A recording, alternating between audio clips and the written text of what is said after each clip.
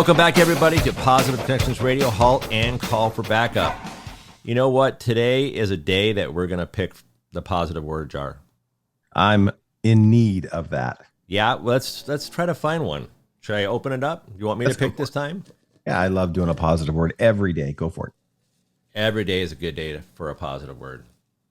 I started this way back in 2013 on my first 28-day challenge, and guess what? So many years later, I'm still doing it. How many words do you have in the positive word jar? There's got to be over 500 words in here, maybe more than that. Okay, what's the history then? This jar? Where do you get the words from? Do you pick words every day and just cut them up and put them in there? No. This specific jar was given to me on Father's Day, I believe in 2019, from my son. Oh. And he knew that probably one of the best gifts I ever got from my kids is this one, because it was heartfelt, and he knew that I love positive words. I'm always having the kids, especially when they're little, hey, have a positive word. And so Father's Day comes around, and Vanessa went and helped him out with the jar and getting it all together. And I guess he went online and just downloaded hundreds of positive words and then sat in his bedroom and cut them all out and put them into a jar. And this is the jar. So many years this has been with me at First Responder Wellness. And you know what? I took it home to do our positive word, and I left it here. I got a new one for work. And so, yeah, I would say I haven't counted them or not, but there's got to be at least 500 in here on an estimate. So that's where it started from. Oh, at least this jar. Yeah. All right, so let's do this here. So we're going to point blank draw a word from the positive word jar, and we're going to take it from there. All right, this is it. I'm not looking. Oh wait, there's two of them. Uh-oh. Maybe that's fate talking to us. Are we doing two words today? Maybe. Let's see here. Guide. All right. 1, 2, 3, go. Guide. You know what I say in guide? I like that word because when I hear of guide, I hear of listening and looking at others that have it going on, have a good recovery program going on. And early on in my life, or actually early on in my recovery, I would look for people that had it set. I mean, they were happy, they were joyous and free. They were things didn't bother them that I thought made more sense to me, or made, I don't know, it was more important for me, some of the things that they could just push off to their side. I mean, they didn't hold on to resentments. They spoke clearly. They spoke from the heart. They were honest. And I used that to guide me in my recovery. And I desperately wanted eventually someday be on the other side where I can actually help other people, because I've helped myself and I felt comfortable enough to do that. And to tell you the truth, it took a couple years of active recovery every day. The positive words did help, coming into the second year of my recovery. Went back to school, and that's where I was introduced to the 28-day challenge. And it's been going great. I think that if I wake up every morning and I can be positive, think something positive, give a little shout out to my higher power, start my day in a positive, things seem to be a lot better. There's this old poem that leapt to mind when you said guide, and it's written by this lady, and her name is Minnie Haskins. I'm doing my best to recall this, and she wrote this, I want to say back in the 1800s, I think, late 1800s. And when England was going through World War I, and then all of a sudden World War II came right on the heels of all that. They were just recovering as a nation. The king at the time, I'm not sure which king it was, but he was doing a radio address. And he decided to read this poem. And I believe it's called Gate of the Year. I think that's what it's called. And there's this one quote from it that goes something like this, and it's biblical. It's kind of it's faith based, it's Christian based, but I love it. It's um, and it basically paints a picture of a person who's walking into the darkness and is scared, doesn't know which way to go. Mm-hmm. And it says something to the effect of, "Show me, show me the way. Basically, can you guide me?" And the person, who we believe is, an angel or God waiting for us, says, "Take a hold of God's hand and just walk with him, for his way is safer than any known journey, and his light is brighter than any known lantern." And that is always stuck with me through my lifetime. Those times when I need guidance, when I'm not sure which the direction to go is, and I'm sensing chaos and disorder versus peace and tranquility. And I'm always thirsting for the peace and tranquility. That's always the direction I'd like to go when I make choices in life, because that to me is where God is for me. Right. And so I've always liked that thing. It's here I am. I'm on the edge of the universe. I don't know which way to go, and it's all dark and scary. Well, I'm going to grab onto God and just walk with him, because his way is safe. Yeah. And his way is well lit. And that's always comforted me. And I never heard of that before. I actually just pulled it up right now. You want me to read it? Yeah, go for it. Okay, it's called Gate of the Year, and then in quotations, God knows. And here it goes.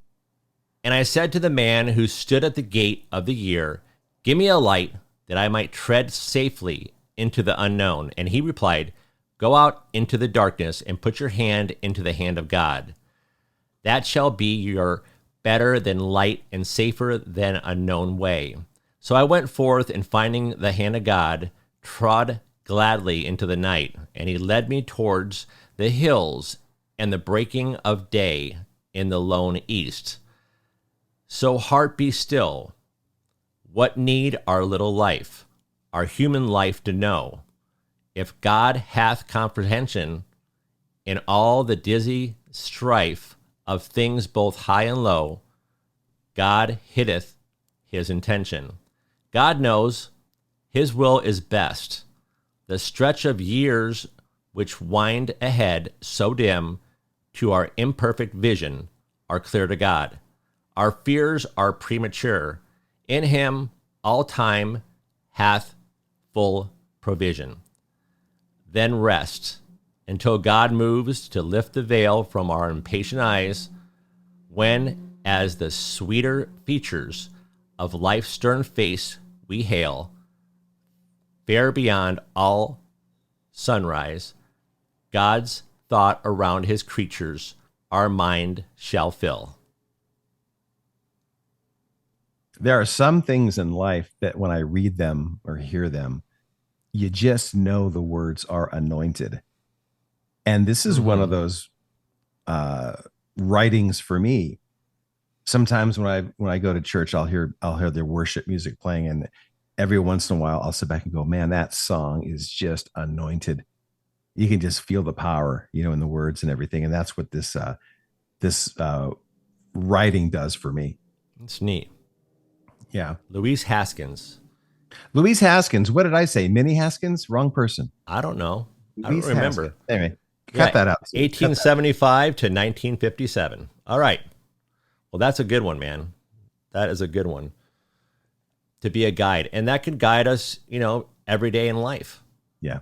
It's good to have that guide. And we need a guide in a lot of things that we do, right?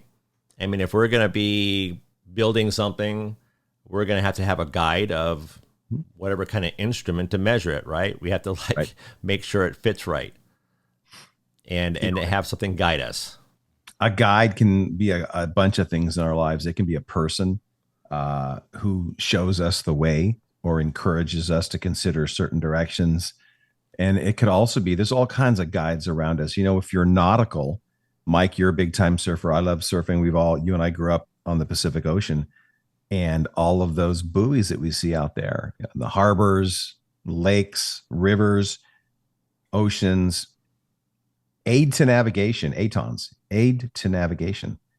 Uh, so we all have examples of guides all around us.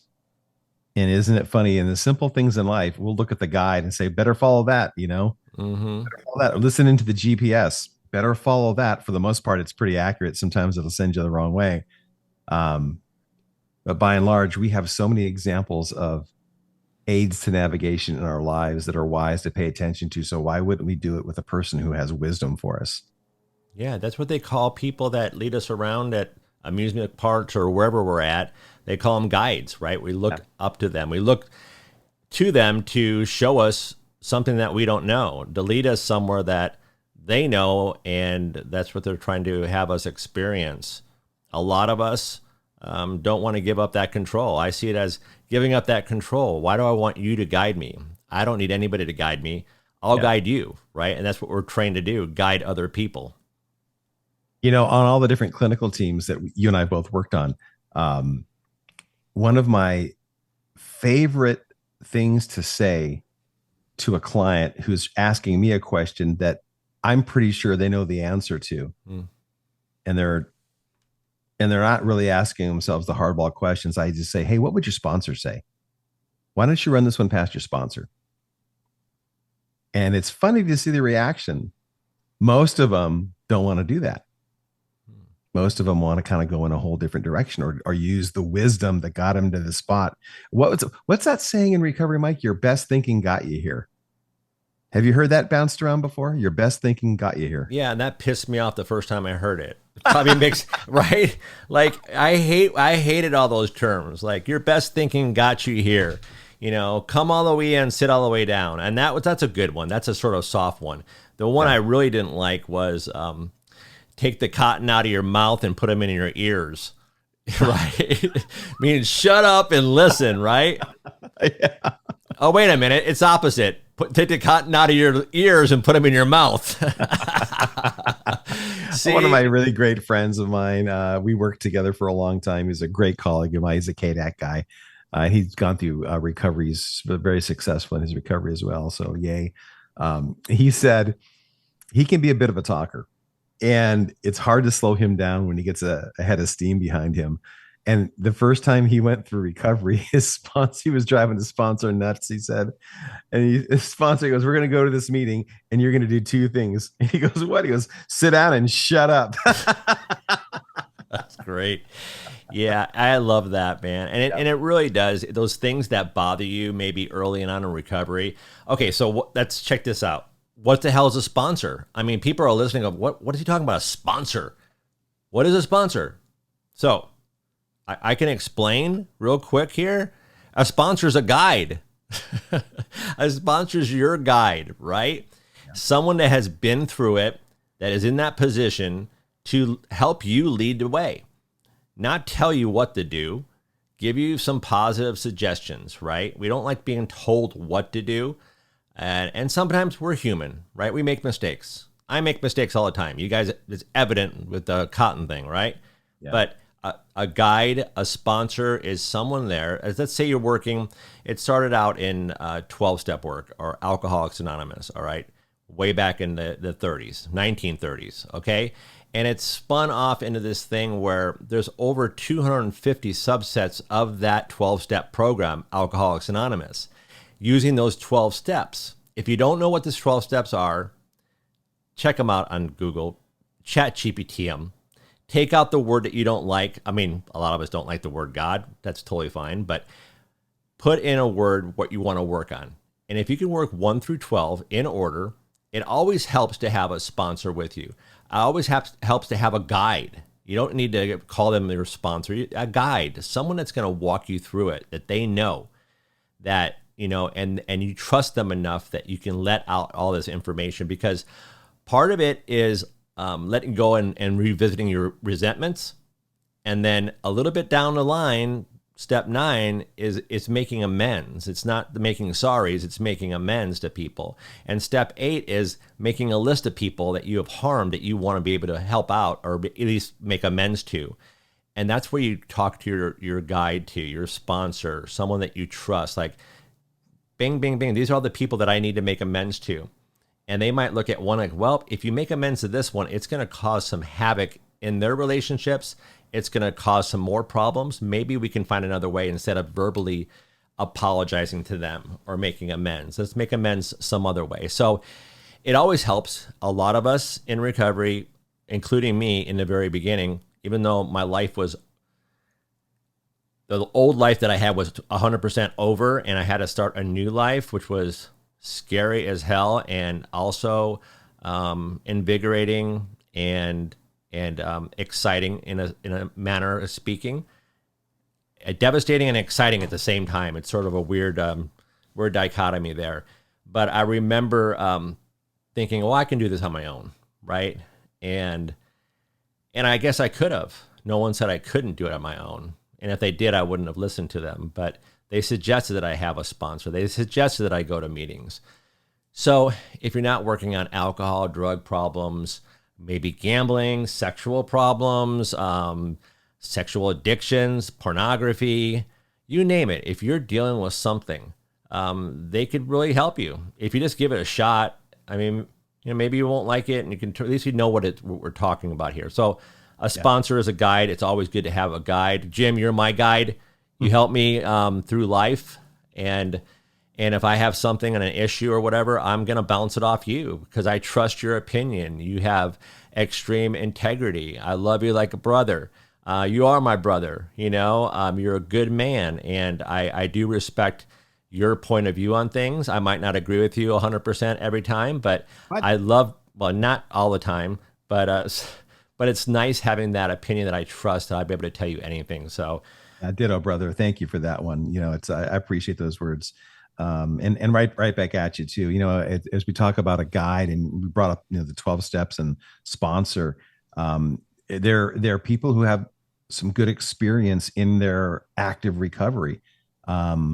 And Mike, you can educate me here. I don't know if sponsors have a certain amount of time on. Is it like a year, or do they've just proven themselves to be steady in their recovery? And sponsors, they offer accountability. They help people navigate the 12 steps and the meetings. And they also offer someone of confidence to talk to who have been there, completely understand what's going on with the person, what's going on with the situations, have been there and done it. And oftentimes folks, some folks make it the first time and some folks struggle a bit until they finally get some recovery traction going on. And the sponsors, they know their way through that. And that's really a good guide to have on walking with you. Oh yeah, for sure. I think that when you're secure enough in your recovery, I would say at least over a year. I mean, some people do it before that. I tend to err on the side of caution where it comes to working your own program. Make sure you're okay. I have some well, especially first responders nowadays, say like, I want to give back. I want to go back to my peer support. I want to be able to help. I want to do what you're doing. I want to be able to help people and give. I said, just take your time, have some patience with it. If it's something that you want to do in a year from now, then start exploring it. But try to make sure that you know what you're doing. If it's recovery from alcohol, that you're sober, you're actually doing the work. You're not struggling each day to get by. If you're struggling each day to get by, something is off. Maybe you're not willing to do something that was suggested to you or told to you, or maybe you're not doing it correctly. God forbid I say that to you guys, right? But it's okay. It's okay to make mistakes. And when you're lying to yourself. So you really know, the answer. You know the answer. And that's where it's really good to start with honesty and trust to yourself. Because if I know I'm bullshitting myself, I'm trying to get it over on you, and you're seeing something wrong, but you don't know 100% what it is. It's because I'm lying to myself. I know what it is. I know what I didn't do. I know what I need to do. And then here comes that term again, come all the way in, sit all the way down. Sometimes I don't want to come all the way in, and I'm definitely not going to sit all the way down. I just want to stand, right? I'll stand. You tell me to sit, I'm going to stand. You tell me to come in, I'm just going to listen from the outside. And that's just the, what would you call it in me, that I just want to fight the system of it, because I know best. And even in my darkest hours where I was starting my new life in recovery, I was still fighting it, Jim. I was still fighting it a little bit in my head, and I had to learn these tools to get through it. And I get to use those stories now because I really get it. No matter what, that I was holding on to these things that I valued so much. And I was just able to let go of it. Yeah. Do you know that you and I have talked before about this, Mike? The majority of my colleagues and friends are in active recovery. They're all sponsees. And I find them to have the best wisdom, street smart, and they don't endorse bullshit. They've got a really good bullshit meter. And I love those people. It's really amazing to me that my life has come to such a full circle where once upon a time, I'm arresting people that are struggling with drugs and alcohol. And then I became a counselor. And the first place that I went for my internship was in recovery. And I knew very little about it other than having some distant relatives back on the East Coast someplace who were struggling or had struggled once upon a time. And that's really where my education began. And when I realized how wise people like you and people like these colleagues of mine were, and once they found out about me and my background, so accepting of me, welcoming me on these teams and everything. And one of the greatest things about KDAC folks, one of the best things about people that are counselors that are on clinical teams now that have gone through successful recovery is they are the best to roll with resistance.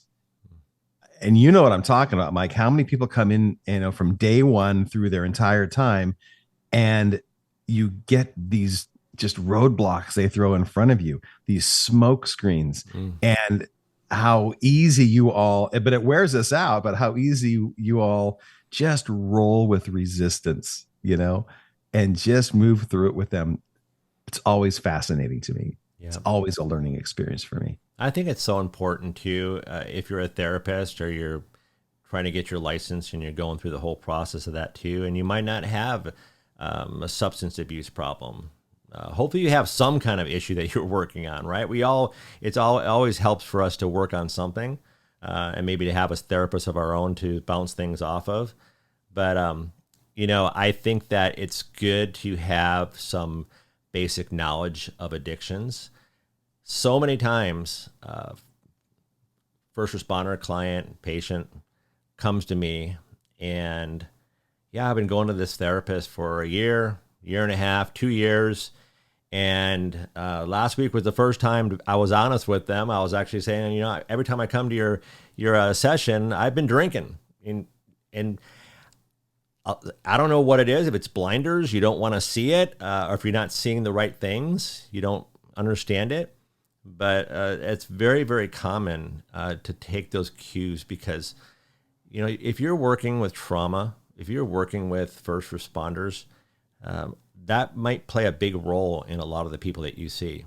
That might be their coping skill that they've learned. That's their tools that they've learned over time to deal with the pain, deal with the trauma, deal with the stress, deal with the family life, deal with the marriage, deal with their, people in the streets, deal with the protests, the deaths of their partners, suicides. That's how they know how to deal with it. And it's socially acceptable in that realm.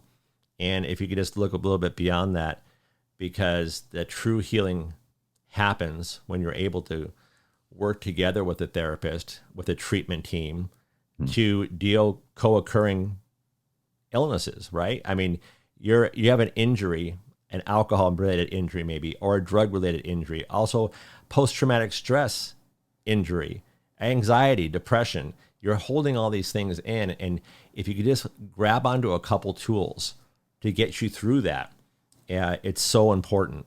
And if you're a therapist, also, a lot of therapists don't deal with trauma, right, Jim? Yeah. Isn't it hard to deal with trauma? Isn't it easier to deal with this like family stuff, kid stuff, marriage stuff, right? It's just like, hey, but then if someone comes into your office, Jim, and they start talking about, severed heads and hangings and death and destruction and all these things that they've had experience. Yep. It takes a special person to do that, doesn't it? I'll tell you, it's when I first started, I started laughing when you were talking about that, because when I first went down counselor road and I decided to become a therapist, they were asking in class, hey, who do you want to work with? And everybody in the class had a different answer. And I just said in my brain, I didn't say it out loud, oh, I just want to help people that are having a rough day. Maybe someone's got a little depression, a little anxiety, nothing much, and you're going to find that once in a while, but by and large, especially in the community, the emergency responder community, you're going to find nothing but trauma, and rightfully so. And so it does take a special breed of person who can shoulder that, but at the same time, you got to take care of yourself too, because like Mike was saying, Mike, remember being a police officer? Remember the days you'd say, I thought I saw it all. Here's something new, Okay, now I've seen it all. Then you go on to something else. The next day shows up. Okay, now I've really seen it all. And then another call comes your way and just stuns you, right? Yeah. Okay, now I've seen it all. And that's what happens in the counseling chair, especially with trauma. Every time I hear something going on, I think to myself, wow, I've heard a lot. And this one is something brand new to me. We're going to take care of it the same way, but this is a new type of event that I've never heard before, at least heard like this before. I had a client just the other day. It was on my heart. Poor guy, been through so much, emergency responder, been through so much. And I finally decided, I got to the point where I was going to ask him about, suicidal ideation and homicidal ideation. And I said, do you think you want to hurt yourself? And he said, well, I did get an insurance plan. And that's all I needed to hear to like just pump the brakes and slow all that down and not avoid it, but lean into it and have the discussion about it. And it worked out okay. Guy's doing fine. But I'm glad he mentioned it. That takes a lot of courage to bring that kind of a thing up, but it also takes a wise and well-trained therapist to orbit there, right, and lean in there. A lot of times I see us as being, especially working with trauma, I'm like this helicopter just orbiting. I'm just orbiting. I'm orbiting until I get everything into the light of day. And sometimes it's a bit of a journey, and you better have your head on your shoulders, and you better have some training under your belt, and you better have some guides in your life. Mike, you complimented me amazingly earlier, and ditto back to you. How many times have I called you up? How many times have I texted you? Said, Mike, can I talk to you real quick? I got something here that I got to run by you. I just need to decompress a little bit, And so it's wise for all of us to have guides, not just when you're struggling. Have your wolf pack. How many times do you hear me talk about that, right? The strength of the wolf is the pack. Yeah. And it's really important to have those guides in your life. Oh, it does. It does. It's part of your tribe, make that part of your recovery team. Have those guides in your life that you can count on and rely on. And things will start improving. And deal with those hard topics, deal with those hard feelings, be vulnerable, and let those things out in a safe manner where you feel safe. And you get in a therapy session, your therapist is going to be able to close it up before you leave. So you're not just so out of it. You feel better about yourself that you actually talked about it. And here's an acronym for GUIDE. I'm all about acronyms, right? How it works, HOW, honesty, open-mindedness, and willingness. And this one is GUIDE: growth, understanding, integrity, direction, and empowerment. So if you could think about that, if you ever do, GUIDE: growth, understanding, integrity, direction, and empowerment. And I think that's a good way to end our little session here, Jim. So grateful for today, and looking forward to the rest of the day, and then waking up tomorrow morning and having another awesome day. I love it. And y'all remember the words of Minnie Haskins. And I said to the man who stood at the gate of the year, give me a light that I may tread safely into the unknown? And he replied, go out into the darkness and put your hand into the hand of God. That shall be to you better than light and safer than a known way. So I went forth, and finding the hand of God, trode gladly into the night. Nice. Halt and call for backup. Don't get fooled again.